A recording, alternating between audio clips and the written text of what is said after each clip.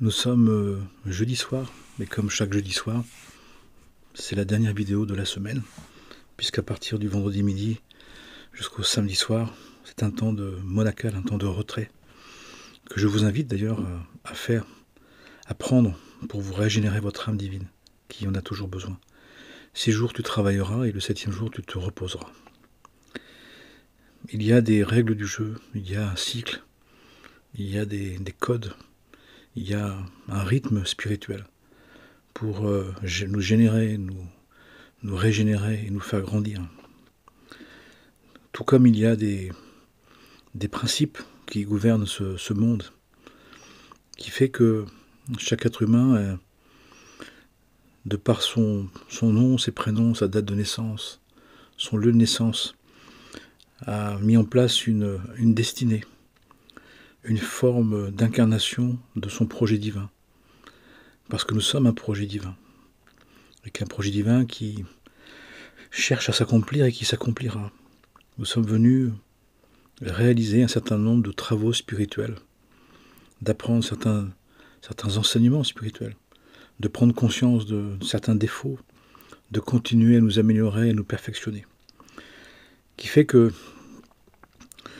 nous avons à comprendre que nous avons un premier projet, un projet spirituel, un projet divin de devenir spirituel, de nous diviniser, de nous spiritualiser. Si on ne connaît pas ce projet, et qu'on pense même qu'il n'y en a pas, comme pas mal de monde, on construit un projet imaginaire, un projet fait des forces d'ego, des forces de passion, des forces du moi, qui temporairement peuvent réussir, jusqu'au jour où, dans ce projet et après ce projet, il y a des événements, des situations, des circonstances qui nous demandent de faire un travail spirituel. On peut très bien forcer un peu les choses. Dieu nous laisse, le divin nous laisse choisir. Si on veut vraiment choisir un chemin, il nous laisse le choisir. Alors qu'il nous proposait le chemin direct.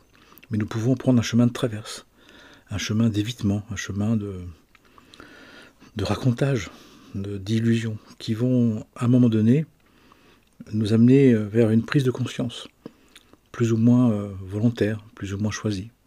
Mais dans tous les cas, à un moment donné, les épreuves que l'on doit traverser, les prises de conscience que l'on doit faire, les rectifications que l'on doit obtenir vont nous traverser, vont venir. Si on n'était pas préparé, si on pensait pouvoir les repousser pour toujours et à jamais, ce qui n'est pas possible, eh bien, au moment d'une réussite, au moment d'une tranquillité, au moment d'une apogée, peut se présenter des événements que nous devons traverser, éprouver pour grandir spirituellement parlant. Toutes les épreuves que nous vivons sont là pour qu'on puisse grandir selon les principes du divin, dans l'amour du prochain, dans l'amour de Dieu, dans l'amour de la vie, dans l'amour de la création, dans l'amour de notre royauté. Et c'est inévitable, c'est impératif. D'autant qu'on est dans un temps où on ne peut plus repousser un certain nombre de leçons. Et on voit bien que se cumulent dans notre vie, dans la vie du monde, des situations obligées, imposées, obligatoires, nécessaires, qu'on soit d'accord ou pas, et qu'on soit prêt ou pas. Et on voit des personnes qui, sans préparation, sont mis dans des situations, dans des circonstances de très grandes épreuves, de très grands retournements, de très grandes reconduites. Il est souhaitable, nous dit-on, de le savoir, pour ne pas être trop surpris que ce qui s'impose à nous avait été déjà décidé, avait déjà été déterminé. Nous avons une destinée, nous avons un projet de vie, nous avons un projet d'âme qui doit se réaliser, qui va se réaliser, puisque c'est notre âme divine qui le veut absolument. Et notre âme divine, même si elle laisse à un moment donné la personnalité prendre le pas, prendre la main, eh bien dans ces temps dans lesquels nous sommes, des temps de fin des temps, de fin de cycle de temps, il y a un impératif, il y a une obligation, il y a une nécessité qui s'impose à nous. Alors bien évidemment, on est tous pareils, on a composé un peu de soi, un peu du perso et un peu du divin, un peu comme on veut, un peu comme il se doit. Mais là on voit que une des caractéristiques de ces temps, c'est qu'il y a une radicalité. Il y a un choix à faire, ou un choix qui se fait, à vrai dire. Mais ça peut être de différentes manières. On peut très bien s'apercevoir d'un travail que l'on doit faire, mais on s'est tellement éloigné qu'on voit le travail qu'on a à faire, mais on ne peut plus le faire. Et là, on est comme arrêté. Mais je vois des personnes qui, presque du jour au lendemain, sont arrêtées dans une situation et elles ne peuvent pas, elles n'ont pas l'énergie pour la transformer, cette situation, mais elles n'ont juste que la santé, le temps, l'argent, les moyens, juste que de le vivre le mieux possible, ou le moins mal possible. Parce que la personne s'est tellement éloignée, a tellement pu repousser, a tellement pu refuser, que la situation qui vient est tellement inattendue, tellement hors de conception personnelle, que la personne n'arrive pas à vivre l'événement comme une possibilité d'évolution, comme une possibilité de transformation. Elle le vit vraiment comme un enfermement, comme une destruction, comme une catastrophe.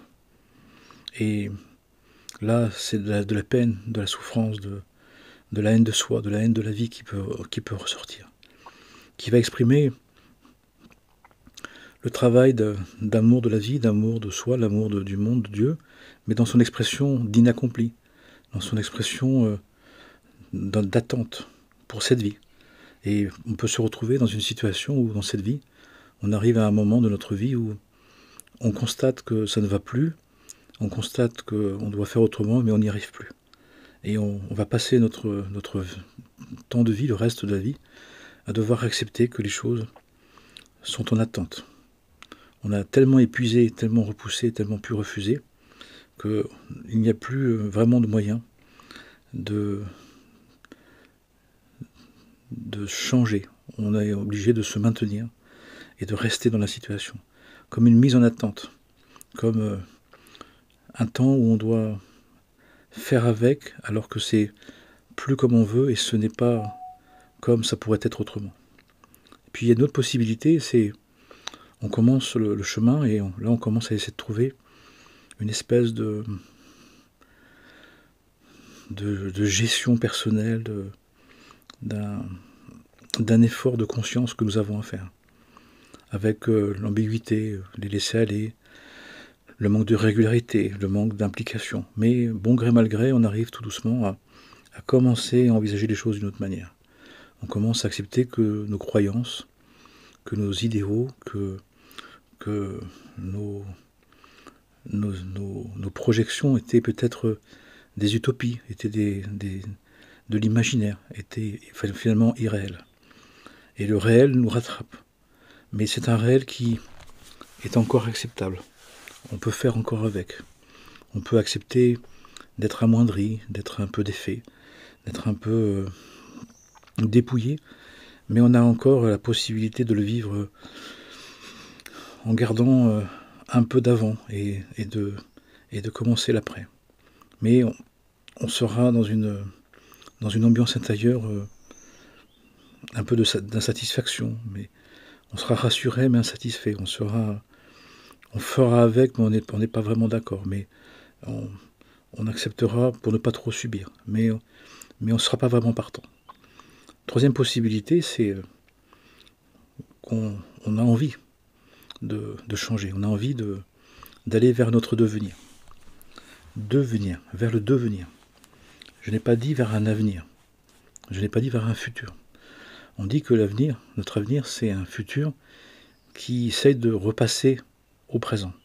C'est un passé qui essaye de revenir pour se terminer. Et à un moment donné, on peut faire le choix de dire que on n'avait plus envie de continuer inlassablement à ressasser le passé qui se présente comme un futur, une autre manière de vivre le passé. On veut un devenir, on veut autre chose. Pour cela, il faut être autrement. Pour cela, on a besoin de développer, d'acquérir un nouveau comportement, de gratitude, de remerciement, de contentement, de louange, de bénédiction, de satisfaction, de rendre grâce pour ce qui est comme cela est. Et au fur et à mesure de découvrir que finalement, la situation telle qu'elle est, telle qu'elle se propose, telle qu'elle peut être, nous apporte de devenir autrement, de devenir une autre manière de vivre, de développer une nouvelle conscience. Ça veut dire aussi qu'on accepte d'abandonner ce qui a pu nous aider, nous structurer, nous sauver, pour justement être dans, comme on dit, d'être un passant, d'être un devenant. On se met dans une aventure, on se met dans un challenge, dans un défi, de trouver la même joie, le même contentement, la même sécurité dans des situations qui changent, dans des situations qui ne sont plus les mêmes, dans des situations qui sont comme elles sont.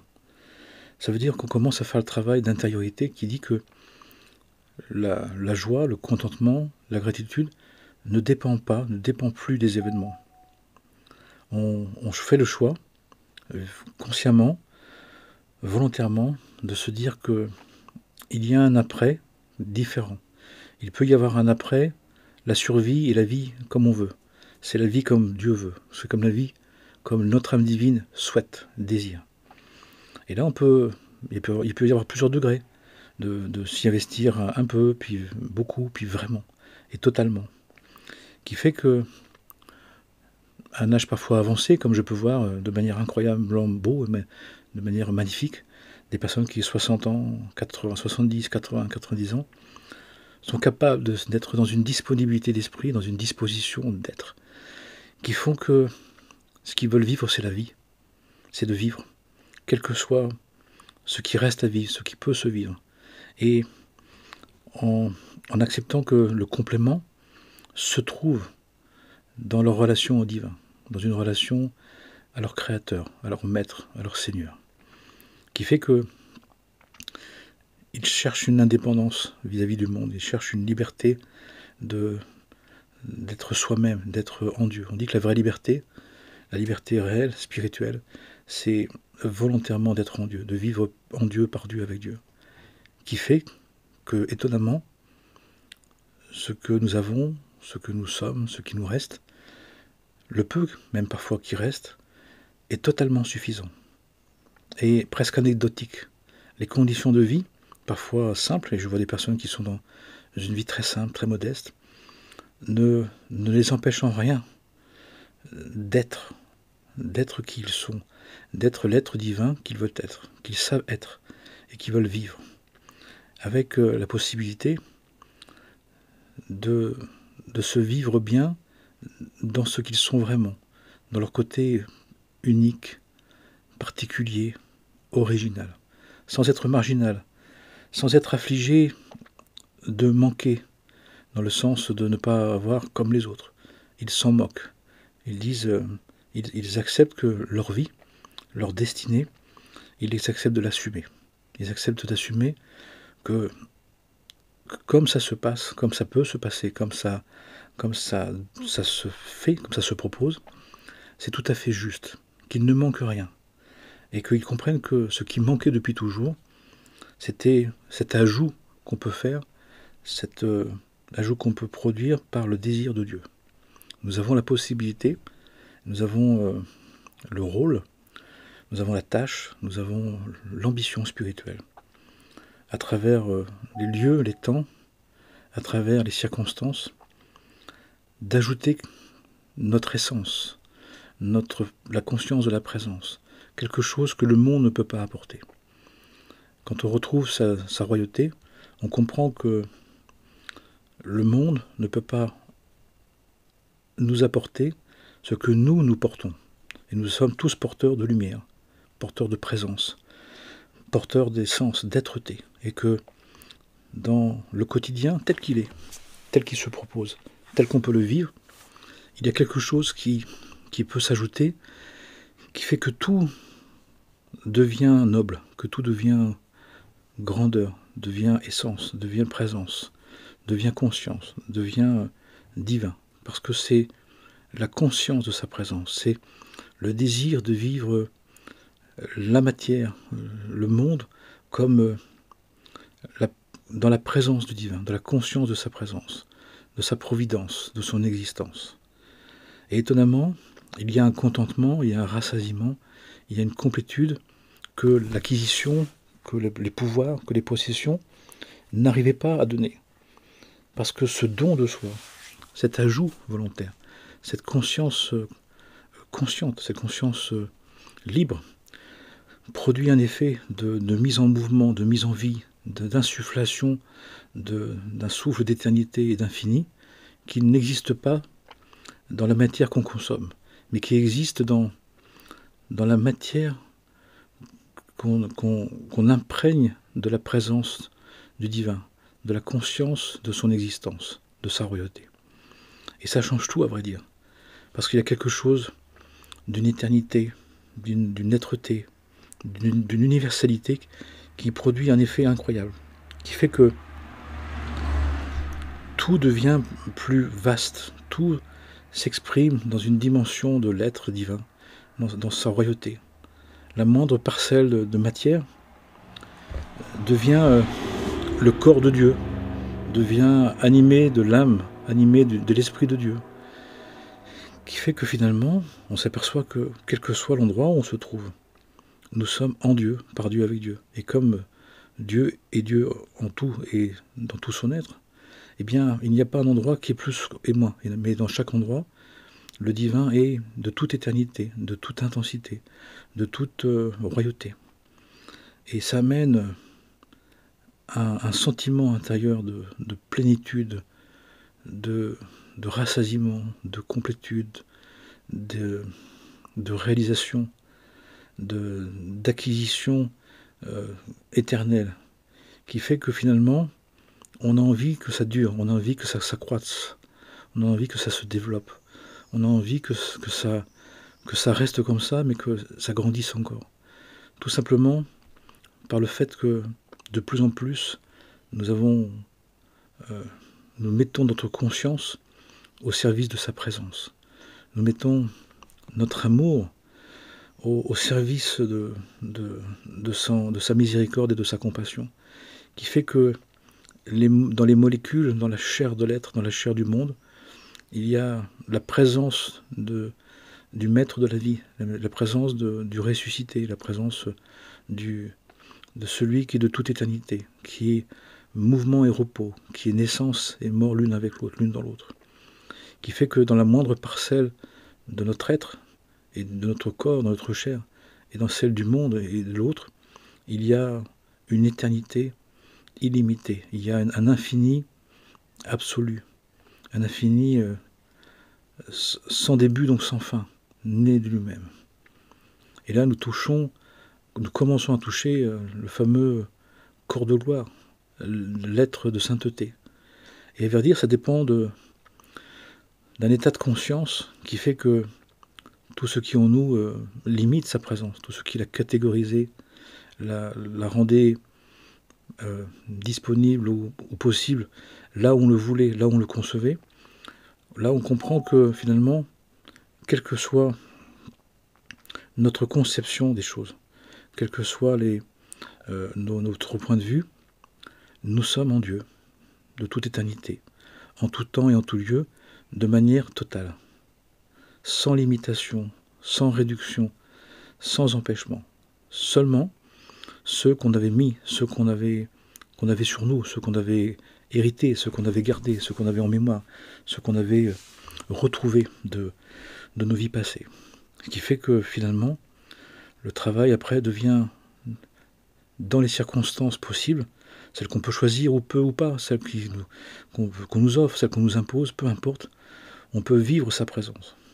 Et à ce moment-là, on réalise le plus belle chose qui soit dans cette création, c'est cette capacité d'être dans le divin éternel, dans le limité, d'être dans l'infini des cieux, dans la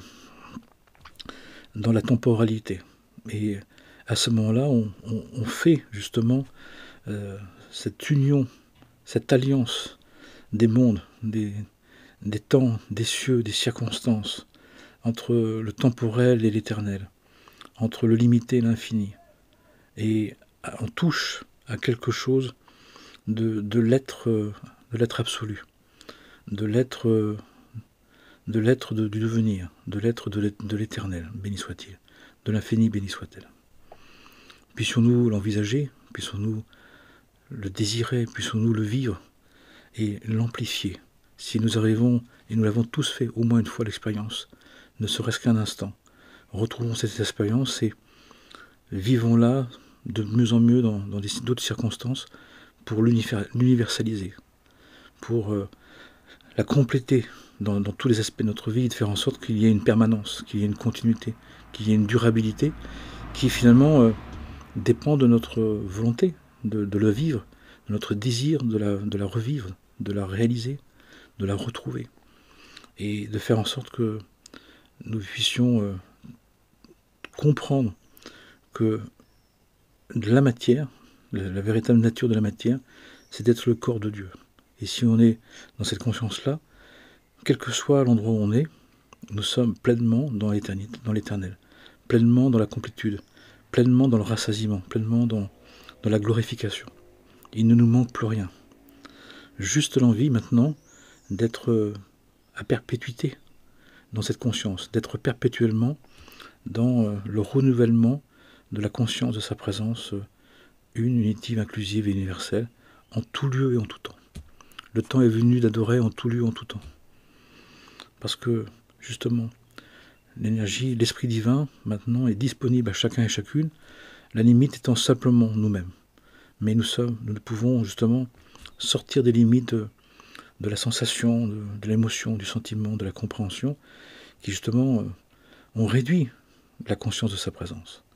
Et au fur et à mesure, de décider que, malgré que je ne le vois pas, que je ne perçoive pas, que je ressente pas, Dieu, je suis en présence permanente de la présence. D'où le fait que l'âme ait eu envie de prendre un corps. C'est pour goûter directement la présence de Dieu qui se trouve sur la terre. Et la terre étant devenue le corps de Dieu.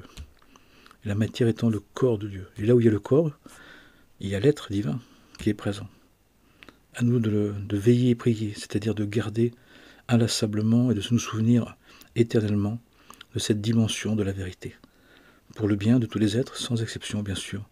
Que le Saint-Nom divin, béni soit-il, nous bénisse, nous guide et se fasse percevoir, se fasse vivre, se fasse ressentir, se fasse expérience, se fasse alliance, là où nous sommes, dans les conditions où nous sommes, qui sont toujours les conditions idéales.